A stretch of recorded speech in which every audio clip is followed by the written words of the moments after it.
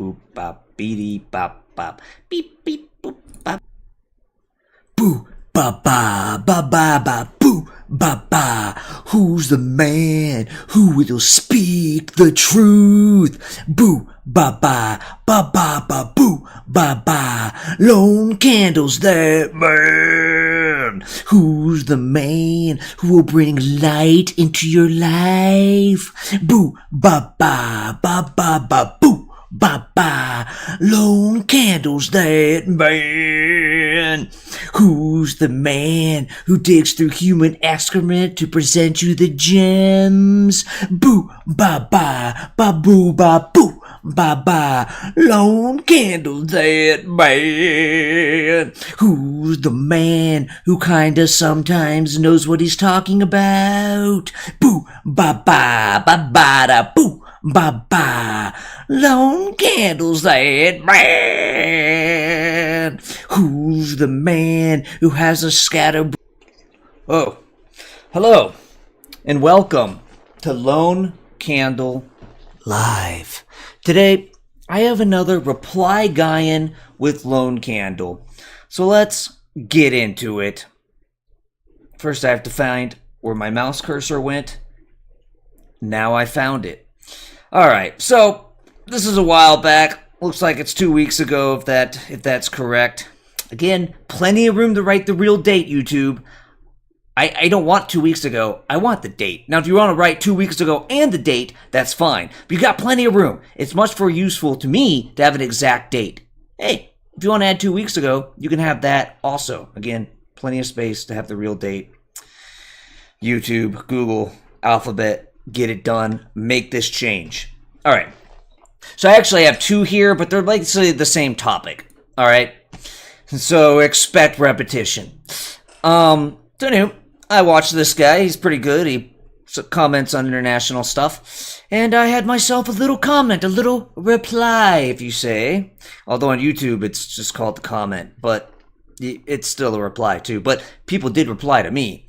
So it's me talking to reply guys in this scenario, even though I'm sort of the first reply guy. Anyways, I said, other presidents blatantly violating the Constitution by making acts of war without congressional approval doesn't legalize current presidents doing it.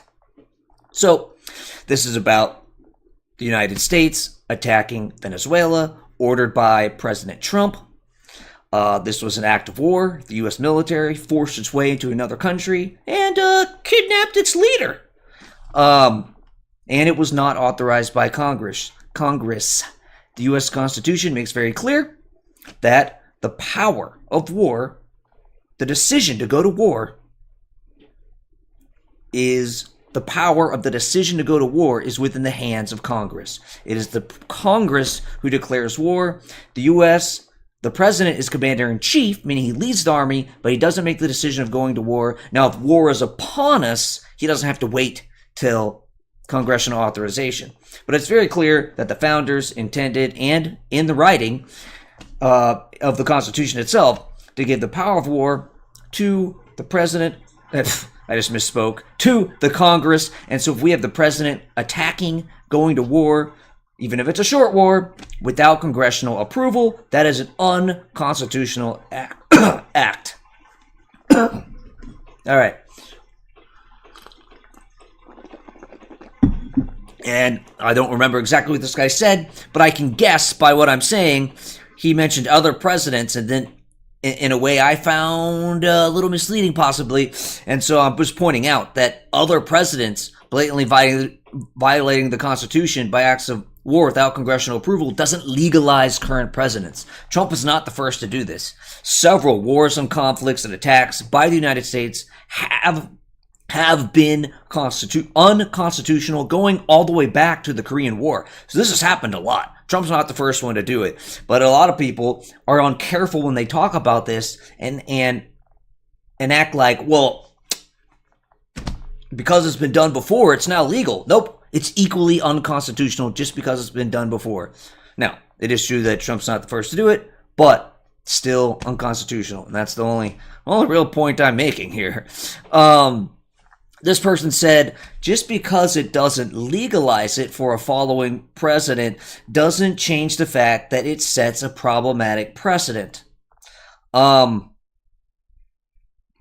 I don't think I have a disagreement with that. So just because it doesn't legalize it doesn't mean it's not a problematic precedent. Yes, other presidents doing it, it does seem, you would think, makes it more likely that future presidents would do it because they will see that others did it and got away with it.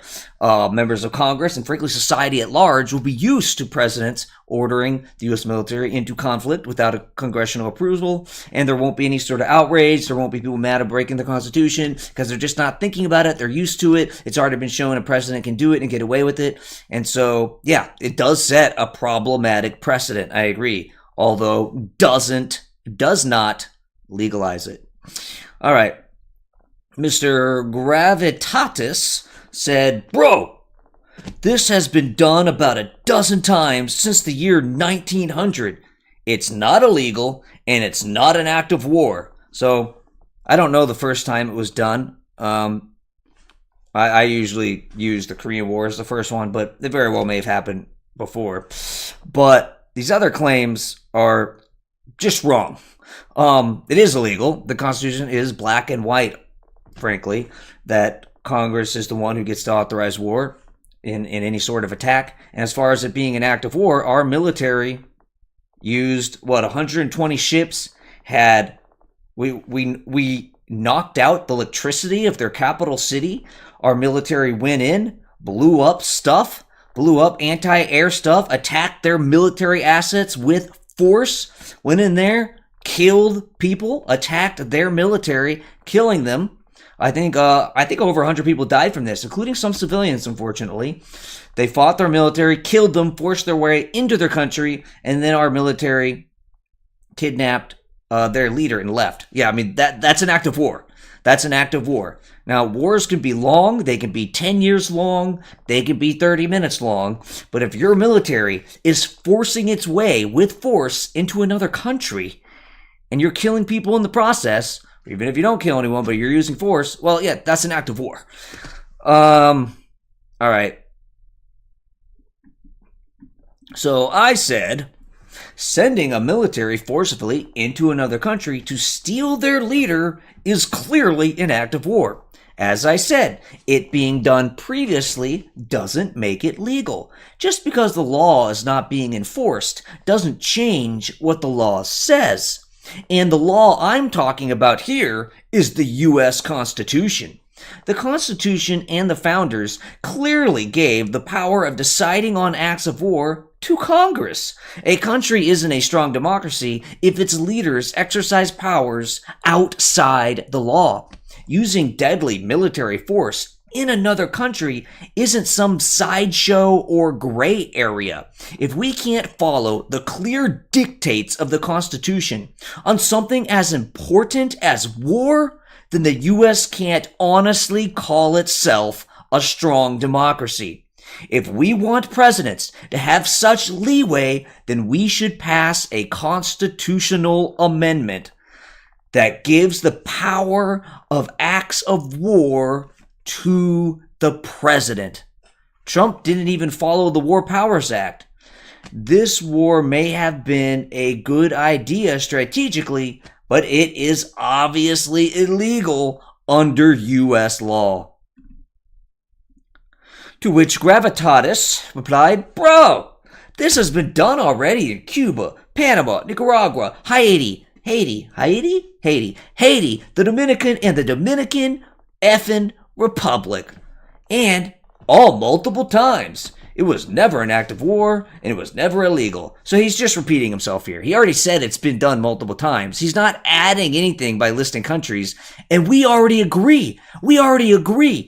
It's been done multiple times, and that it's been done before. So first of all, he's not issuing a disagreement. I've already acknowledged that, yeah, it's been done previously, but I'm saying that doesn't make it legal. And so he doesn't actually have an argument against anything I said. He's just saying things he's already said and that we both agree on. I don't know about the list or not. It's irrelevant. We both agree it's been done before, whether this list is correct or not. But that doesn't suddenly make it legal, which he seems to think because it's been done before, it's legal, which I've already pointed out. But whatever, that went over his head. He doesn't have an argument against actually anything I'm saying. And this is, again, he's repeating himself. Already responded to that. He's repeating himself. So now we're just going in circles. All right. I responded, forcibly entering another country with your military is clearly an act of war. We used weapons to kill people and used force to steal a country's leader. That is obviously an act of war. It doesn't matter how many times an illegal act has been done. It is still an illegal act. The Constitution is very clear that the decision of war lies with the Congress. In every case where the military acts with force outside of immediate defense, if Congress did not authorize that force, the acts were illegal. So as far as I know, that was the end of that conversation, although I think YouTube hides conversations. So it looks like I had another comment here that I guess I'll read. No one responded to this one. This was on the original video. We should also be concerned that so far we have removed Maduro, but not the Maduro regime. If the regime stays in place, then this war was pointless. Yeah, so remember, all the United States did, both 2 weeks ago and now, was take the leader of Venezuela. There wasn't a change in regime. Maduro's evil dictatorship, socialist regime is still in power. So it's not clear where this is going to go or whether it'll even be a total regime change. There's some signs that maybe possibly they'll move in that direction, but it's not clear. And let's say that this Maduro regime, which is still the Maduro regime, even if he's not there, I mean, it's still the dictator socialist regime that he led. Let's say they kind of play ball with Trump for a few years. Let's say they play ball with Trump's predecessor for 4 or 8 years. Well, you know, if 12 years from now, the Maduro regime is still in power, and eventually they're like, all right, yeah, we're going to go back to our old ways that we never really stopped. Well, does the U.S. have to do this all over again? This wasn't a lasting and good change if the U.S. if it only lasts while the U.S. is willing to attack with military force. As in, if they're only our friends and doing things we like, as long as we're willing to use military force, well, that wasn't a very good success. We don't want to constantly have to use military force. And not all future presidents are going to be willing to do it. But anyways, so that's just pointing out that right now, all we did is take the leader. Maybe something good will come in the long run or medium run. Maybe it won't. I don't know. We'll see if we end up getting that oil. But right now, there's a lot of uncertainty here, despite how, real frankly, impressive our military operation was. All right. So that's it for that one. The other one is it's a very similar topic. So I watched this and I had a comment. My comment was, simply thinking it is good ignores that we don't know the longer consequences of these actions, and that it was clearly illegal under the U.S. Constitution. I'm saying it also ignores, not very well written, but I'm saying so this guy right here, he looked up, he woke up, he saw that they got Maduro, and he looked at it and said, good. And of course, he said other stuff, but he was pretty decided that was the extent of his analysis, at least on that piece, was, well, yeah, that's good. Well, to me, it's not obvious that taking Maduro is good. It depends on the total consequences. If we get a bad guy and make him face justice, but by doing that, Venezuela erupts in civil war in some time, or an even worse dictator comes to pass, well, that's who gives a crap? I mean, that doesn't really do anything for us. So it's not clear that it's good just from that. You got to look at more consequences. So the fact that he just saw that and said good, without really thinking, well, or admitting that actually we don't know if it's good or not yet, frankly, it's nonsense and shows the man's bias. And then I also wanted to point out, well, by the way, and it also ignores that this is clearly illegal under the U.S. Constitution, and that's not good. All right. So, similar to before, we got a guy replying. He said, not illegal. 3 words. War Powers Act of 1973. Which is because he said 3 words, but then he added the year, which made it not 3 words, really, But okay, that's neither here nor there. Every president has used this since its inception. How was Obama able to bomb Yemen without Congress declaring war on Yemen? So first, the War Powers Act, probably need to read what I wrote because I reminded myself of its details when I responded to this 2 weeks ago, which I've already forgotten. But it's very limited. It doesn't. The War Powers Act does not say, yeah, actually, the president could just use force when he wants. No, you still need permission from Congress. It basically doesn't change the Constitution. The Constitution says the power to decide to go war is in the hands of Congress, but obviously the president can use force if we're actively under attack. The War Powers Act essentially says the same thing and just fleshes it out more. And so it doesn't change anything like he apparently thinks it does. And now I've already covered other presidents doing something that doesn't make it legal. He says use the War Powers Act. Again, I don't know what that adds. And Trump's actions weren't legal under the War Powers Act because you still to attack someone under the War Powers Act requires permission from Congress. Now, a lot of people focus on the consultation because the War Powers Act has, well, if you're going to attack, you have to consult. But it doesn't say, the War Powers Act does not say, hey, President, you want to go attack that country? You can do it. Just make sure you consult with Congress. No. It says if you're in a situation where we are under attack and you have to use force and don't have time for an authorization or it's not practical, then okay, you can go ahead and use it. Just make sure you consult with Congress. But if it's like this, where the U.S. attacked Venezuela and it was totally practical to get some sort of general authorization of force, well, then yeah, you got to get the authorization of force. So it was illegal under the War Powers Act because President Trump did not get authorization from Congress. And he didn't consult. So he didn't even do the consultation part, which frankly, even though it's what people focus on here, is actually the less important part that he did not follow. Now, how was Obama able to bomb Yemen? First, as we've already discussed, yeah, presidents, including Obama, have broken this law before, but that doesn't suddenly make it legal. But Yemen is not a good example, because my understanding is in Yemen, Obama was essentially bombing Al-Qaeda. They have Al-Qaeda in Yemen, and so he's bombing terrorists. And Congress has passed, after 9/11, a really broad authorization of force against terrorists related to 9/11. I think it has some sort of wording, terrorist relating to 9/11. That's what it's referring to. And they're in Qaeda. You could argue that's too much of a stretch or not, but I mean, they literally call themselves Al-Qaeda. They're Islamist terrorists, and so there's still at least a real argument that was authorized by that previous bill, congressional bill. So not a good example because Yemen was authorized. At least there's a good argument for it being authorized. But Obama bombed Libya, and that was not authorized. And so Obama also did a similar unconstitutional act. So that would be the better example. Libya. All right, so I said Trump did not follow the War Powers Act. The War Powers Act requires consultation whenever possible. This was a planned attack with plenty of time to consult. Trump did not consult. The War Powers Act was further violated because it requires either congressional authorization or an attack on the U.S. There was neither.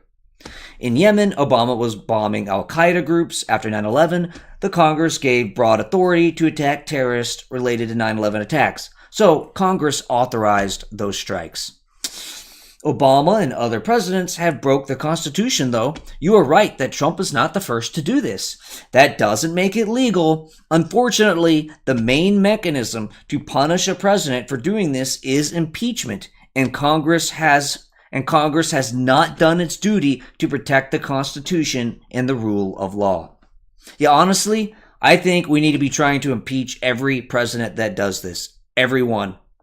And just be really consistent and strong, and hopefully eventually Congress will actually be able to start impeaching them. Or we decide, if we really look at it and decide, the president needs more flexibility, we got to alter the Constitution, or else we're not really a rule of law country. I mean, I get it. Sometimes the Constitution does have gray areas, but this isn't really a gray area. And so we're just flagrantly breaking the Constitution repeatedly on something as important as war. It's outrageous. And if we want to call ourselves a constitutional democracy, we've got to stop.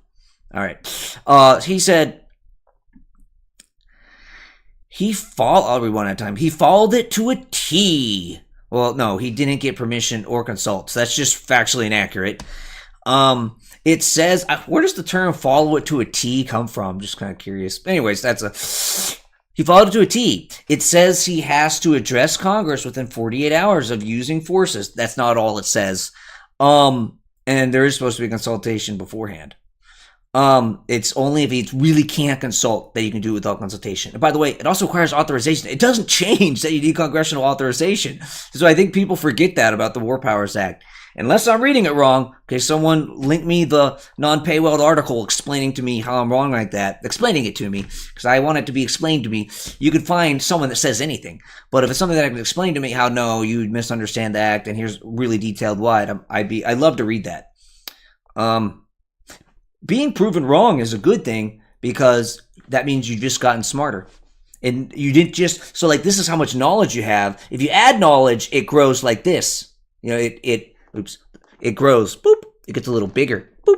But if you get rid of bad knowledge, I guess it grows the same amount, because this part disappears and grows. I don't know what point I was trying to make. I was trying to say that in some ways, getting rid of false things you believe is even better than just learning new things. But I don't know if my analogy or whatever that circle was supposed to be made sense. Anyways, whatever. All right, where was I? And mandates withdrawal within 60 to 90 days. This War Powers Act, you have 60 to 90 days to withdraw. There's other pieces to it, but it's also, if it's not like if you follow one or two of them, you are good with it. No, you have to follow all the requirements. And of course, Trump did follow the one to withdraw in 69 days because they withdrew right away. What did I miss? Pretty sure he's talking to Congress today or tomorrow. Also, such a complex mission. Couldn't afford a leak from the Democrats. All still legal. Yeah, so I've basically already argued against everything he said. Now, as far as the leaks from the Democrats, one thing, I actually don't really buy this, that you go to the senators and the Democrats, and they're going to leak to screw up a U.S. mission. Again, military mission. I actually don't think they're going to do that. And by the way, they'd probably be able to track down that leak, and that's not going to look good for their reelection. Remember, senators have to win a whole state. You know, so you can't just find one House member in a really weird district where maybe they wouldn't be mad at you for betraying our military. And B, that's A. And B, even if it was for sure they were going to leak, doesn't matter. The Constitution doesn't say, well, the decision of war is with the Congress, unless you think Congress might leak. No, there's no exception for that. And the War Powers Act, both its war authorization and consultation, doesn't have an exception for, well, if you think the other party might leak, well, you can ignore this. Nope, that's not an exception at all. So irrelevant as far as legally and constitutionally. Also, the cartel Maduro runs. I think he works with cartels. I don't know if he actually runs one, but okay, is considered a terrorist organization. So I guess Congress gave them broad authority for that too. I'm not saying what Obama did was wrong, but you can't call this illegal when it blatantly is not. Well, first of all, it is blatantly illegal, so I can call it illegal. But yeah. My understanding is that use of force is terrorism related to 9/11, and so you could argue that the Yemen terrorists, since they literally were Al Qaeda groups, were related to 9/11. It's hard to argue that these drug cartels are related to 9/11, and it's hard to simply call them terrorists. I mean, they're terrorists because Trump declared them terrorists. Look, cartels are horrible, and I think if you think really broadly about definition of terrorists, you might be able to try to stretch them there. But with here, we're talking the head of the government of a country. And yes, they get money from the cartels, but these are not terrorists that have anything to do with 9/11. And therefore, that authorization does not work. And if it did, I think Trump's lawyers would have argued for that. They did not, as far as I know. So, yeah, just because you call someone a terrorist doesn't make them a terrorist and doesn't suddenly make it legal. I mean, think of how that would work. Well, yeah, you're allowed to only do it if it's terrorist-related 9/11. Oh, but, well, the president just says, well, they're terrorists because I say they're terrorists, and therefore it's legal. Well, what? Why even have it limited to terrorists related to 9/11 if you can actually just decide anyone is that? So that doesn't make any sense. That doesn't make it legal. Okay. You are missing the two things I just said. No consultation before and no U.S. under attack. It requires both. It explicitly says consultation is required if possible. And thinking that those you are required to consult with may leak doesn't make it not possible. Also, required is either congressional authorization or the U.S. being under attack. Neither of those were met. And then to his other comment, it said, Trump declared him a terrorist. Just declaring someone a terrorist doesn't do it. And the terrorist authorization was for terrorists related to 9/11, not any terrorist. Maduro had nothing to do with 9/11. Obama's Yemen terrorists claimed to be from the same organization that did 9/11. It is blatantly illegal for reasons previously discussed. All right. So that's all I had for that one.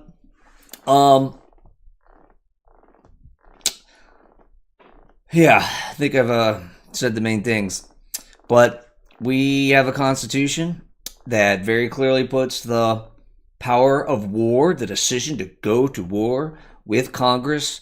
Yet we have presidents, Trump's not the first, but he is another, that repeatedly go to war, commit acts of war, commit attacks on other countries without permission from Congress. That is unconstitutional. It makes the U.S. less of a democracy because part of democracy is following the rule of law. And according to our rule of law, which is most basically written in the Constitution, the power to go to war lies with Congress, which means you need congressional authorization. If not, it's an illegal war, and you should be impeached and removed from office if you did that. I think Obama should have been removed from office for Libya, and Trump should have been removed from office for Venezuela. I think we need to start enforcing that. And if we really do need the president to have more flexibility, then we need a constitutional amendment that allows the president to do that. Or else, well, democracy's bullshit. And if we're going to break the Constitution on something as important as war, well, we're going to be willing to do that more and more until it crumbles all the way. And we're actually making large steps towards that, mostly thanks to Trump, although it was happening before him too. He's just making much larger leaps in the direction of the end of democracy. And of course, democracy is a spectrum. We used to be way over here. Now we're more over here. And it's not good. It's dangerous. Not sure it's going to get any better. Hopefully it does. If there's a president running and they appear to really honestly care about prioritizing, restoring the republic, I will vote for that guy, assuming there's not other things about him I really, really don't like that outweigh that, of course. There's other things that matter too. I'm Lone Candle. Like me, comment me, love me, and stream. If I could find my mouse.